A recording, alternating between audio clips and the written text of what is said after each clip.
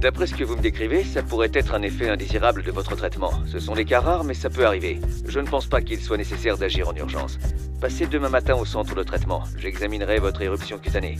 Un effet indésirable? Heureusement, il n'a pas l'air grave, mais un effet indésirable, ça se déclare, n'est-ce pas? Bien sûr que ça se déclare. Et c'est important. N'hésitez pas. Merci, docteur. À demain. Mais c'est quoi un effet indésirable? Un effet indésirable, Mathieu, c'est une réaction nocive et non voulue à un médicament ou un produit de santé, et bien sûr les médicaments dérivés du sang et les analogues recombinants. Cet effet indésirable peut résulter d'une utilisation normale, d'un mauvais usage ou d'une erreur médicamenteuse du type formation d'inhibiteurs, réaction au site d'injection, c'est-à-dire là où vous vous piquez, éruption cutanée, allergie, maux de tête, insuffisance rénale, thrombose veineuse, fièvre ou vomissement. Mais ce n'est pas tout, il existe par ailleurs différents effets indésirables. Les effets indésirables attendus, appelés aussi effets secondaires, c'est un effet indésirable mentionné dans la notice. A l'inverse, il existe des effets indésirables inattendus qui, eux, ne sont pas cités dans la notice.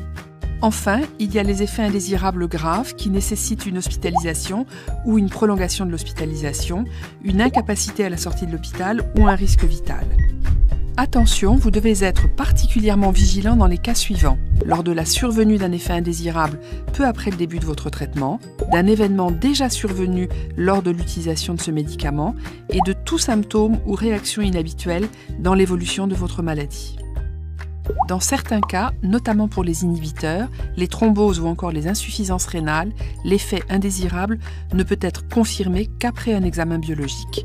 Dans de telles circonstances, c'est votre médecin qui déclare cet effet indésirable. Mais le patient a également son rôle à jouer en faisant une déclaration de son côté, qui sera alors complémentaire à celle du professionnel de santé. Très bien, mais pourquoi je devrais le déclarer, moi, cet effet indésirable ? Déclarer un effet indésirable permet tout d'abord d'identifier les risques liés à un médicament et ainsi de l'améliorer. Cela permet également d'éviter les accidents graves pouvant survenir auprès d'un autre patient. Grâce à cette déclaration, les autorités de santé peuvent évaluer ce qu'on appelle le bénéfice-risque lié à la commercialisation de ce médicament, c'est-à-dire juger si les effets indésirables sont acceptables par rapport à l'efficacité du médicament sur la maladie.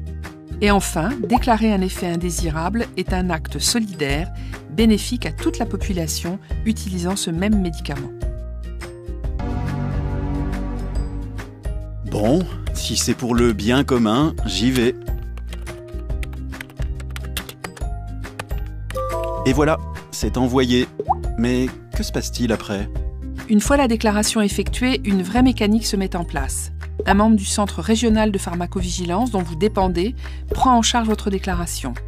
Il l'évalue, l'enregistre et exploite cette information, puis la transmet à l'Agence nationale de sécurité du médicament et des produits de santé, l'ANSM.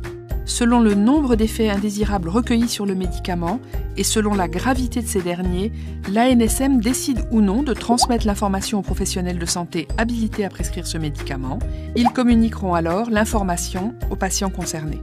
Parallèlement, l'ANSM enquête et échange avec les autres autorités internationales pour tenter de trouver des similitudes. Selon les résultats de ces enquêtes, des mesures de sécurité peuvent être prises, comme par exemple modifier la notice du médicament, en restreindre l'utilisation ou encore retirer son autorisation de mise sur le marché. Et si j'ai besoin d'aide pour faire ma déclaration, vers qui je me tourne ?